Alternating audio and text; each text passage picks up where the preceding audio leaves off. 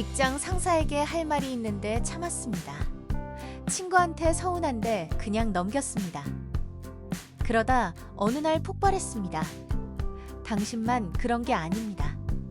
44가지 심리 대화법을 담은 이 책 한 권을 10분으로 압축했습니다.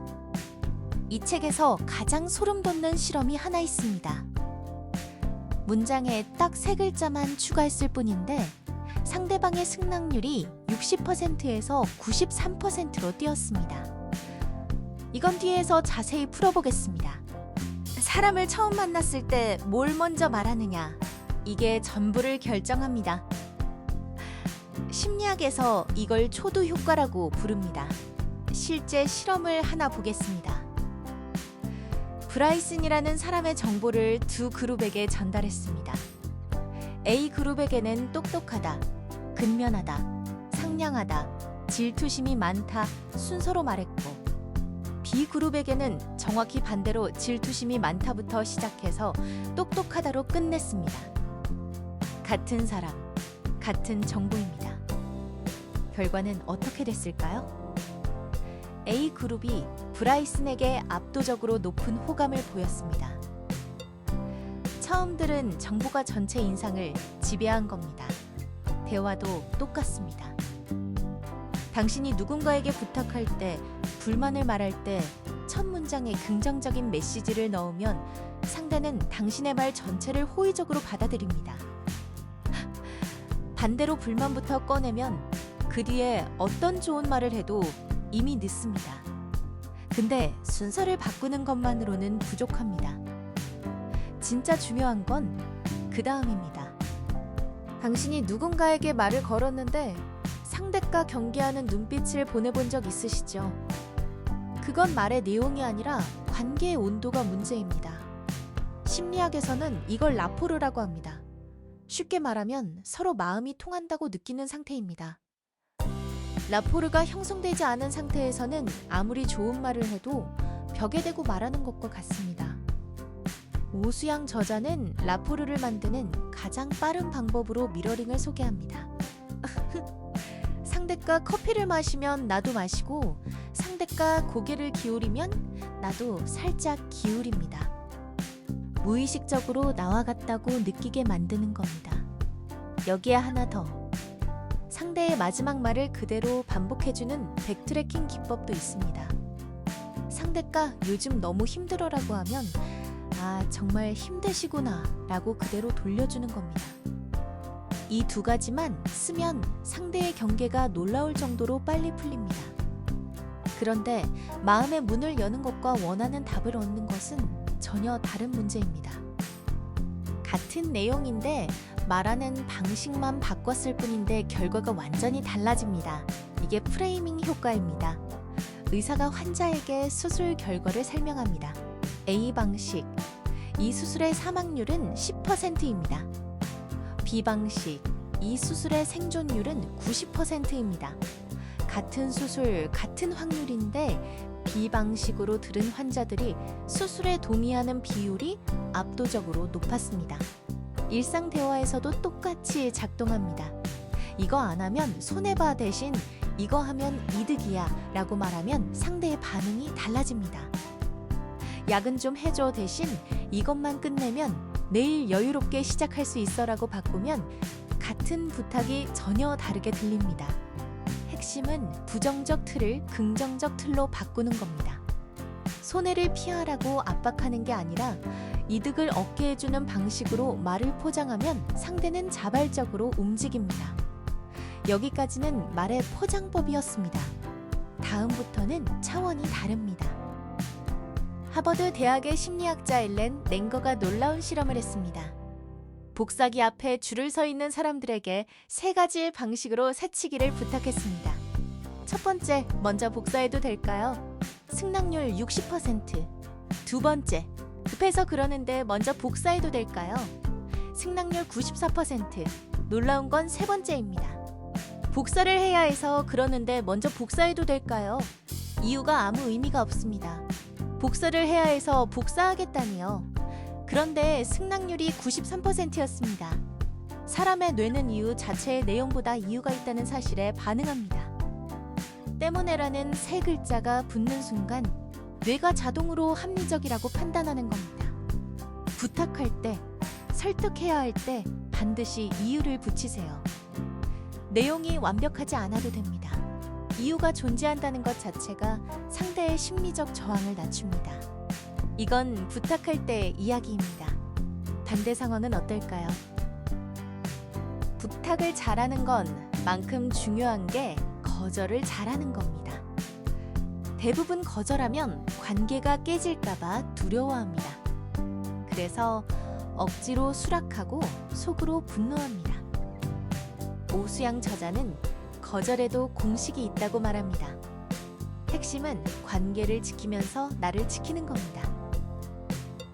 첫 번째, 쿠션 화법입니다. 거절 전에 상대의 입장을 먼저 인정합니다. 정말 좋은 제안이시네요. 그런데 지금은 제가 맡은 일이 있어서 어렵습니다. 체면을 살리면서 사정을 말하는 겁니다. 두 번째, 대안 제시형 거절입니다. 안 되라고 끝내지 않고 이번 주는 어렵지만 다음 주라면 괜찮아요 라고 대안을 함께 제시합니다. 거절당해도 완전히 거부당했다고 느끼지 않습니다.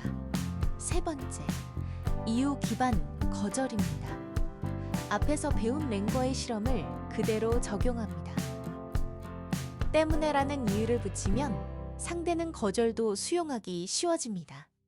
거절은 상대를 밀어내는 게 아닙니다. 나의 한계를 정직하게 보여주는 겁니다. 이보다 더 어려운 상황이 하나 있습니다. 직장에서 후배가 실수했습니다. 친구가 약속을 어겼습니다. 말을 해야 하는데 어떻게 해야 상처를 주지 않을까요? 대부분 두 가지 극단 중 하나를 선택합니다. 참거나 폭발하거나. 오수양 저자가 제시하는 방법은 나 전달법입니다.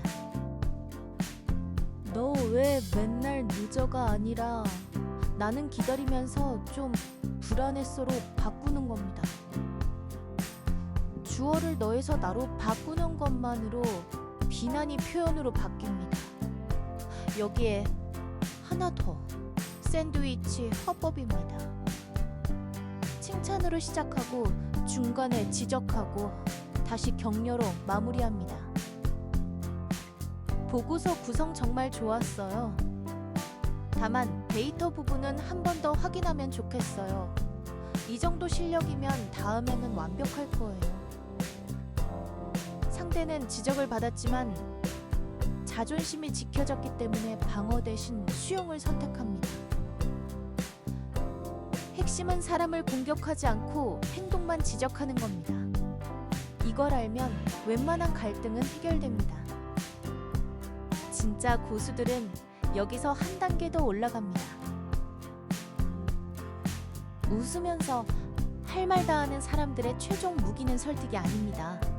상대가 스스로 움직이게 만드는 겁니다. 무레이븐의 실험이 이걸 증명합니다. 사람의 의지력은 근육과 같아서 쓰면 쓸수록 줄어듭니다.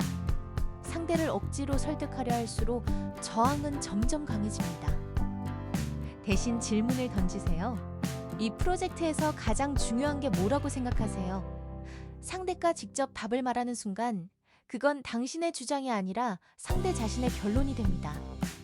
자기가 내린 결론은 절대 부정하지 않습니다. 이걸 자기 일관성 효과라고 합니다.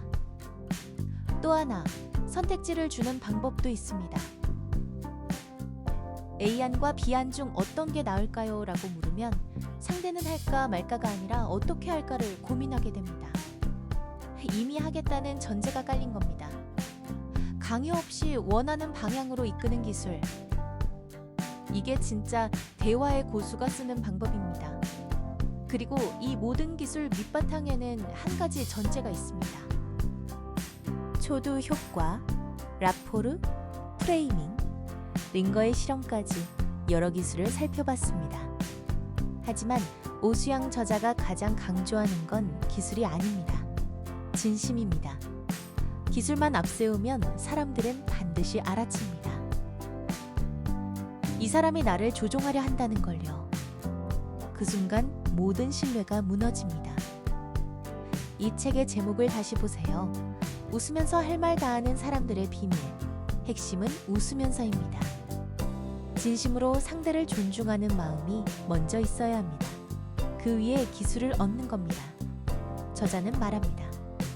대화의 목적은 이기는 게 아니라 함께 좋은 결론에 도달하는 것이라고요. 상처를 주지 않으면서 할 말을 다 하는 건 약한 게 아닙니다. 상대의 마음을 읽으면서 나의 의견도 지키는 가장 강한 대화법입니다. 34가지 심리 대화법은 결국 하나로 수렴합니다. 나도 지키고 상대도 지키는 대화. 정리하겠습니다. 웃으면서 할 말 다하는 사람들은 특별한 재능이 있는 게 아닙니다. 심리학이라는 도구를 알고 있을 뿐입니다. 첫인상을 설계하고 마음의 문을 열고 말의 틀을 바꾸고 이유를 붙이고 질문으로 이끕니다. 그리고 그 모든 것 위에 진심을 얹습니다. 오늘 당장 한 가지만 써보세요. 내일 대화가 달라질 겁니다. 이 책이 궁금하신 분은 아래 링크를 확인해주세요. 영상이 도움이 되셨다면 구독과 좋아요 부탁드립니다.